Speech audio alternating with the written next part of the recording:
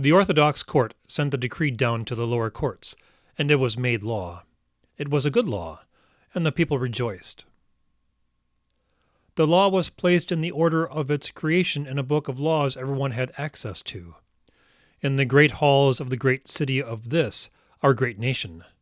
This, our great nation, was a pristine effort towards perfection out of the morass of history, the failures of the state, and the failures of war. The great nation of ours has no boundaries because it is a global nation, a nation without borders because there were no more borders to be had, other than the borders between heaven and earth. The people rejoiced, removed from the anguish of doubt whether the law was just or good, reborn in their faith in those who drafted the laws, that the laws were as perfect and proper as those who drafted those laws. The people rejoiced, because there was no alternative or choice, other than to be ostracized from their brothers or to be lain to rest into eternity. As it is natural to live, then to seek an alternative to what we in this nation of ours, this global nation, desire, an alternative to what we have, is unnatural and anti-life. The people rejoiced because the laws were just and were better than the lawless character of primitive man, than the lawless character of anti-nature. If man was first a beast of the burden of his instincts, what better course was he to take but to perfect himself and be a figure of the state? The people rejoiced. The comedy of errors in the heart of man. After several weeks of deliberation and debate, with several conflicting sides giving conflicting points of view on the controversy at hand, points of view which contradicted the participants holding those points of view, the law draft was put forth in writing.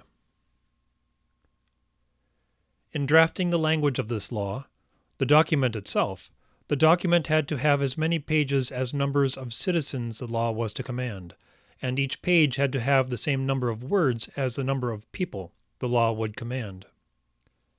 Each page represented a citizen, and on each page each word represented a citizen. A representative from the South objected. How can this document be pure and representational of every citizen of the world, of our great nation, if it does not account for any new citizen that is born between when we make final agreement here and when the law is put into the book? Everyone lamented for a period of minutes not exceeding the years of age of the representative from the South, and conceded that this might be an issue. We shall look into this, but for the next law we draft. A representative from the East complained, "Ladies and gentlemen of this global nation of ours," praise this nation, "I have issue with the words. If the number of pages of the law have to represent one citizen, and each page has to have a word on it for each citizen, how can this be authentic if not a single word here has enough letters in them to represent each citizen?" Everyone lamented for a period of minutes not exceeding the years of age of the representative from the East, and conceded that this might be an issue. There are constraints to the physical page which prevent us from managing this. You have brought this up before, and were then informed of this limitation. For us to alter how the laws are printed, we would have to change every aspect of how the pages are made, and the size of the print, and the manner in which it is printed. But we have the resources of the world. Surely we are not so limited that we can't make this change. We appreciate this, and we will address it in good time.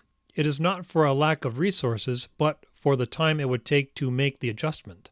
Thank you, representative from the East. As with the management of the state, one office presumed the responsibility of sorting the proper order of people, from first citizen to last citizen, to know precisely which word on the page represented which citizen, on with which page. A citizen was indeed fortunate if the scramble of words meant something more than if that citizen existed. Page 1 of the draft would represent the first citizen, as would the first word on that page. While the second page wouldn't represent the first citizen, the first word on the second page did, as on the third page and the fourth page. Of the 700,000 citizens in this, our global world, each law contains 700,000 pages and 700,000 words on each page. Of the 700,000 words representing the citizens in regard to the draft of the law, sometimes the string of words assembled a cryptic if only incidental message. Often it was only gibberish.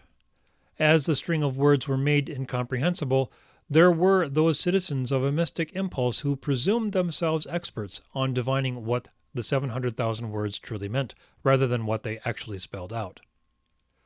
As with so many runes or chicken bones, the mixture of words levitated over their superficial obtuseness, and were made weightless with their true meaning. More often than not, it was not the process of passing a law that every citizen preoccupied themselves with, but figuring the mysterious message out of the 700,000 words.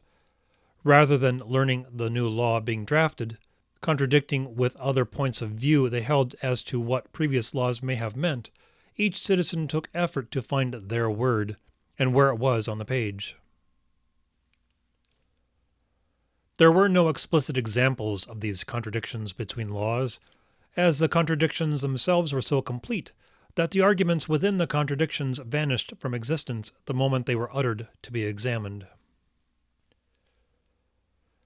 In that respect, the arguments ceased to exist as they were made in the debates, leaving the opposing factions to repeat their arguments, statements tied to points of view they held or they thought to hold, or were expected to hold by the simple fact they represented a faction that held such views. After the debates, as always, the decision was sent down to the lower courts. The debates were part and parcel with the function of the orthodox, that the debates had to preserve the illusion of political process even as the decision was already codified into law. The process was only required for the benefit of the general public, as they needed the process to exist, even if only as a facsimile. The lower courts had the paperwork already set, knowing the decision was on its way. The paperwork was processed for the public's consumption. For the sake of the public's consumption of the law, written through the decisions made prior to the debates for the law, the orthodox, under the auspices of the greater global governance, decreed all laws to be made one and the same, to be placed in the book, Laws of a Better Society, as variations on truisms accepted by all. Censorship is freedom. Freedom from pain. Freedom from doubt. Freedom from risk. Freedom from the unknown. If a citizen was certain, once and for all, the citizen was happy forever. Any idea, notion, opinion, or concept that created doubt, fear, anguish, uncertainty, sadness, or stress in the minds of the citizens was treated as a direct physical threat to the citizen. Any threat to the citizen was a threat to the greater global governance, and was punishable by resolute measures. This was the other certainty in the greater global governance. Any break of any law that protected the public from uncertainty, pain, fear, risk, and anguish was dealt with unilaterally. The Office for the Society for the Dissolution of Ideas was the liaison between the orthodox and the greater global governance. Every individual nation ceded themselves to the greater global governance. The Society for the Dissolution of Ideas was established specifically to wean the local citizens from the mythos of their specific geological location. The global nation was formed. For 3 months, the new law was drafted, scripted, revised, voted for, processed, amended, voted for again, amended again, voted for again, and passed up to the upper courts of the greater global governance. The forthright and progressive judges and court offices amended the drafts and sent the draft back to the lower courts, stamped with the official sponsorship of the Censorship is Freedom Coalition, under the banner of the Society for the Dissolution of Ideas. The Counter-Sovereignty League, who had their suggestions spliced between the lines of the law, rarely dealt with the drafts beyond this point. This law, rewritten under the greater guidance of these sponsors and high court judges, was put before the floor of representatives, all of whom had their sponsors who voted through these representatives, where the law was passed back to the upper courts, passed and signed into law.